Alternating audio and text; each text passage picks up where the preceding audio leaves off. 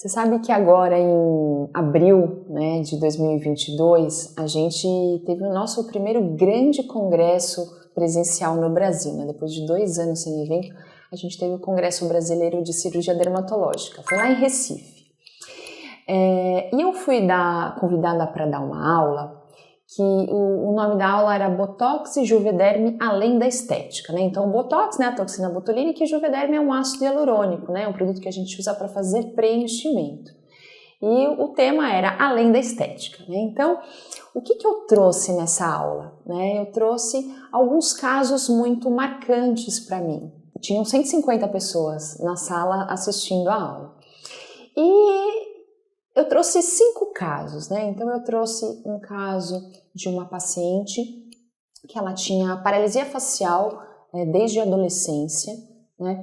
E o que a gente fez, né? A gente vem tratando, na verdade, a gente já fez algumas aplicações de Botox, né? Então a pessoa que tem paralisia facial, ela tem um lado que puxa muito, então um lado é paralisado e o outro lado puxa muito, então a pessoa ela fica muito assimétrica. Né, o sorriso fica torto, a sobrancelha fica torta. E o que a gente faz? A gente aplica, né, o Botox nesse lado espástico, que a gente fala que é esse lado que contrai muito, justamente para relaxar e encontrar um equilíbrio aí nas expressões faciais. E é muito interessante porque ela não só odiava tirar foto, como as poucas fotos que ela tirava sempre séria. Por quê? Porque a hora que ela sorria ficava tudo muito estranho, muito torto, né? E quando você olhava na página dela, né, da mídia social do Instagram, ela tinha muita foto de paisagem, muita foto dos filhos, né? Ela tem 4 filhos. Ela não aparecia em foto nenhuma. Recentemente, né, eu olhando, ela nem comentou nada comigo, mas eu, né, olhando, vendo meu feed, eu vi uma foto dela. Mas uma foto dela com o rosto inteiro aparecendo próximo, assim, dentro do carro, né? E ela dando um sorrisinho. E aí ela escreveu assim: 2022, meu feed, minhas fotos. A partir de hoje, eu me aceito, gosto de mim e posto a foto que eu quiser. Então, assim, um negócio poderosíssimo, né? Então, acho que não tem como não se emocionar, né, com uma história dessa, ver o quanto o tratamento impactou aí na vida dessa pessoa, né? Então, esse foi um dos casos que eu contei na aula, né? Obviamente, hoje eu já consigo contar esse caso sem chorar, né? Mas, obviamente, até quando eu dei a aula, eu acabei me emocionando. E aí a plateia foi se emocionando. Esse foi o primeiro caso. Aí um segundo caso, também foi um caso de paralisia facial, mas foi um caso de uma paciente que eu tratei num workshop que eu dei lá em Curitiba, o ano passado, no segundo semestre do ano passado. Era uma paciente que ela teve um acidente de bicicleta, né, e ela foi com a cara, até estava de capacete, mas ela foi com a cara no chão e ela acabou tendo uma fratura muito grave no rosto. E ela fez uma cirurgia reconstrutiva, colocou placa, parafuso, e ela teve uma lesão parcial do nervo facial. E um caso, assim, vamos dizer, parecido de assimetria como o da outra paciente, mas que tinha uma origem traumática. E no caso dessa paciente, eu não fiz o Botox, eu fiz a aplicação de ácido hialurônico, que é uma outra técnica, uma técnica muito nova, muito moderna, para a gente também segurar a força de contração do músculo, né? Então é o que a gente chama de miomodulação mecânica. Quando a gente aplica o Botox, a gente tem uma miomodulação química, né? Então tem um controle do músculo químico e com o preenchimento a gente tem uma miomodulação mecânica, um controle do músculo através da pressão do próprio preenchedor. E foi um caso lindo, na verdade, acho que foi um dos casos mais lindos da minha carreira, né? E realmente você vê a paciente sorrindo, você vê que ela tá bonita, ela tá simétrica, tudo com a aplicação do ácido hialurônico. Foi um caso muito legal, porque ela foi uma modelo minha de workshop, uma pessoa que jamais teria condições de pagar por um tratamento como esse, porque é um tratamento que envolve muitas seringas. E foi muito especial também, porque a hora que ela pegou no espelho, você vê que escorreu uma lágrima, né? Que ela realmente se emocionou a hora que ela olhou no espelho. Esse foi o segundo caso. O terceiro caso foi um rapaz. Ele usava minoxidil na barba. Minoxidil é um produto que a gente usa para crescer cabelo, né? Normalmente em pacientes que têm alopecia.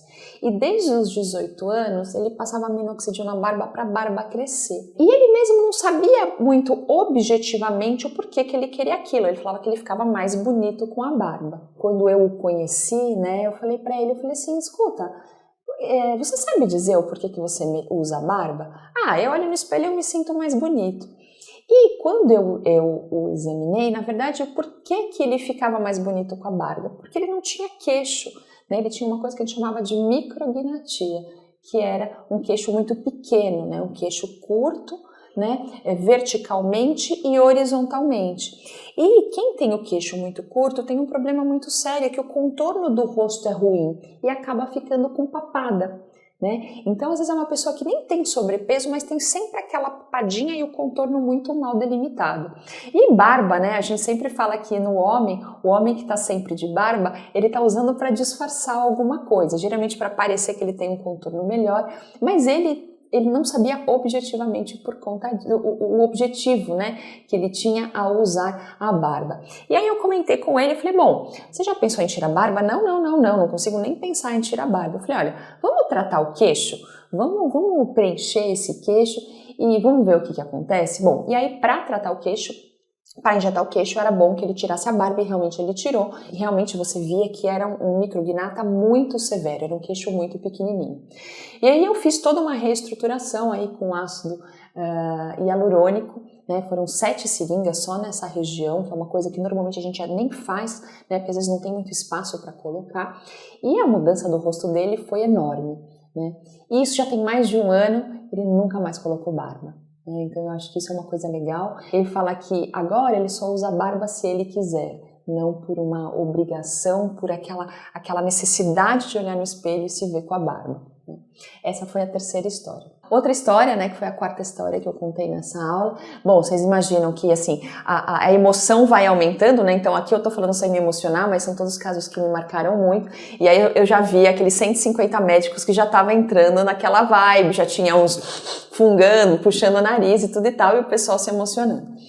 E aí o meu quarto caso, na verdade, foi de uma paciente, também uma modelo minha de um workshop que eu fui dar em Ribeirão Preto, nossa, isso tem muitos anos, e que a modelo, na verdade, que ia ser do workshop, não pôde comparecer, a gente teve que mudar a cidade do workshop, era para ser em Bebedouro, virou em Ribeirão Preto, a gente teve que arrumar uma modelo aí de última hora para eu conseguir dar aula para os médicos.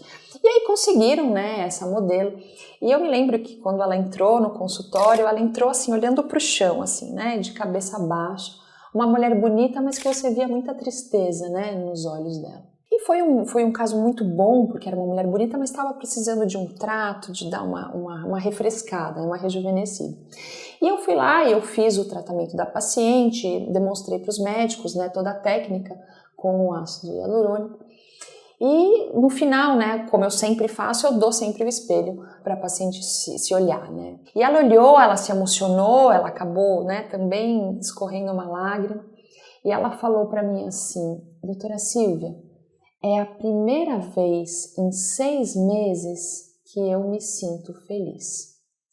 O que tinha acontecido 6 meses antes? Ela era uma mulher jovem, 38 anos, e 6 meses antes ela tinha perdido o marido num acidente de carro.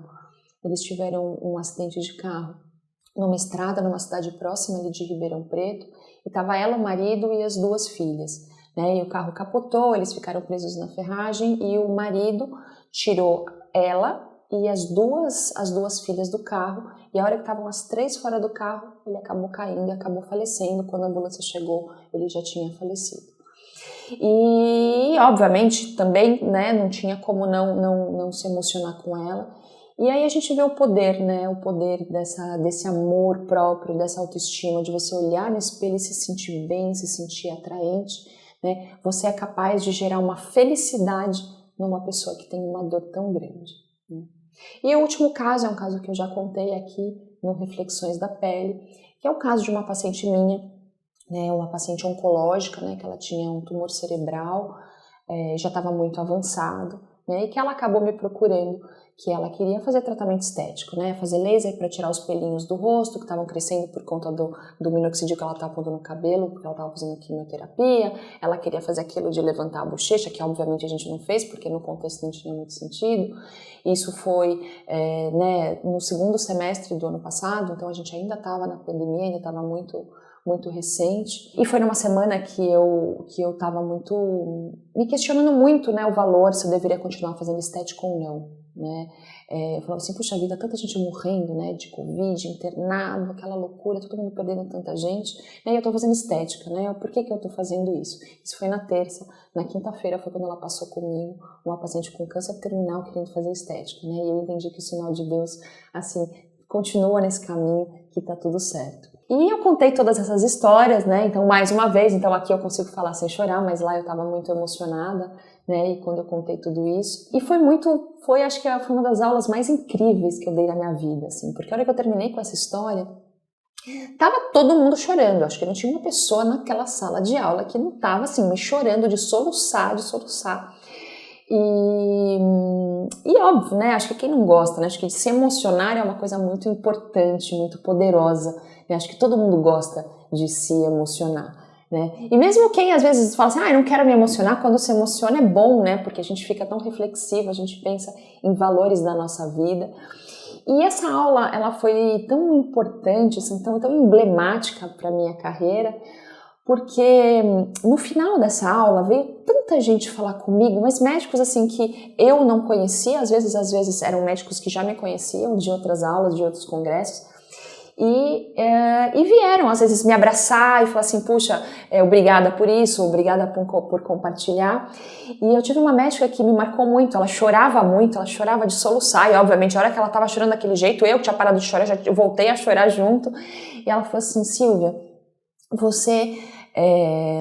você conseguiu hoje despertar um lado da minha carreira que eu luto contra há muitos anos, né? Eu sou formada há muitos anos e há muitos anos eu tento fazer estética, eu faço curso, eu conheço a técnica, eu começo a fazer, mas a hora que eu começava a fazer, durava pouco, eu parava, porque eu não via propósito naquilo que eu estava fazendo. E hoje você conseguiu me mostrar que quando a gente faz estética, a gente tem um propósito, e tem um propósito muito grande. Foi uma coisa que me marcou muito, né? Eu acho que mais do que o congresso que voltou, marcou a nossa volta aos eventos presenciais, né, de fim da pandemia, eu acho que foi um congresso e uma aula especialmente que me marcou muito e que mostra o meu propósito, não só como médica, tratando os meus pacientes, mas também ensinando aos meus alunos, que são os outros médicos.